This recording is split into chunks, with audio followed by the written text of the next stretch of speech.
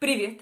Я продолжаю говорить о французской философии. Это вторая часть всего, их будет 4.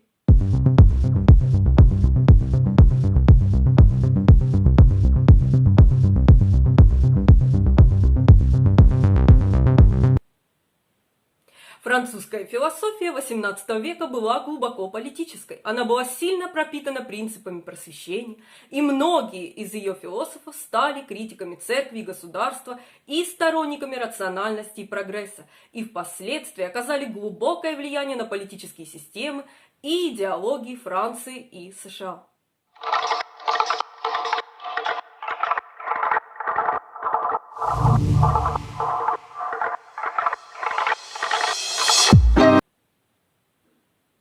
Монтескье был социальным комментатором и политическим философом. Его теории глубоко повлияли на отцов-основателей США. Его убеждение в том, что государственная власть должна быть разделена на законодательную, исполнительную и судебную ветви, легло в основу разделения властей в соответствии с Конституцией Соединенных Штатов. В духе законов Монтескье изложил точку зрения о том, что климат влияет на человека и общество в целом. Он считал, что более жаркий климат создает вспыльчивых людей, а более холодный – отчужденных, в то время как мягкий климат идеально подходит для политических систем. В целом, главная тема всей политико-правовой теории Монтескье – политическая свобода. К числу необходимых условий обеспечения этой свободы относятся справедливые законы и надлежащая организация государственности. Монтескье сформулировал основополагающие принципы политического либерализма, такие как разделение властей, приоритет индивидуальной свободы, базирующийся на принципах естественного права.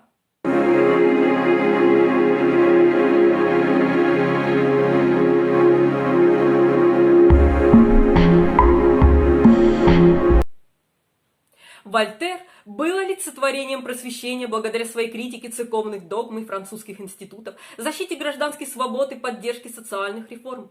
Гражданскими свободами, за которые он боролся, были право на свободное судебное разбирательство и свобода вероисповедания.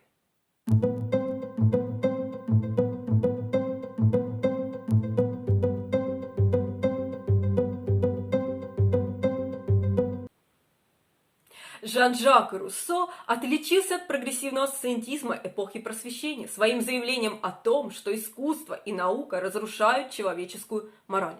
Более того, он вызвал споры своей теории о том, что человек добр по природе, но развращен обществом, что является прямым противоречием христианству. Некоторые из его теорий продолжают вызывать споры, например, его идея под названием «Всеобщая воля». Идеи Руссо оказали большое влияние на французскую революцию.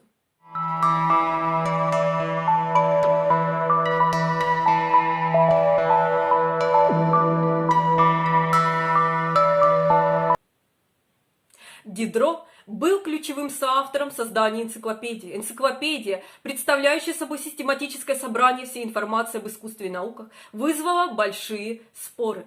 Дидро неоднократно подвергался преследованиям со стороны полиции и даже был арестован. Церкви не нравилась энциклопедия, которая представляла угрозу для аристократии, поскольку она утверждала, что государство должно заботиться о народе, а не о себе, о свободе вероисповедания, свободе мысли, ценности, науки и промышленности. В конце концов, книготорговец начал удалять все статьи, которые он счел спорными, опасаясь наказания. Энциклопедия, над которой Дидро работал 20 лет, была безнадежно испорчена.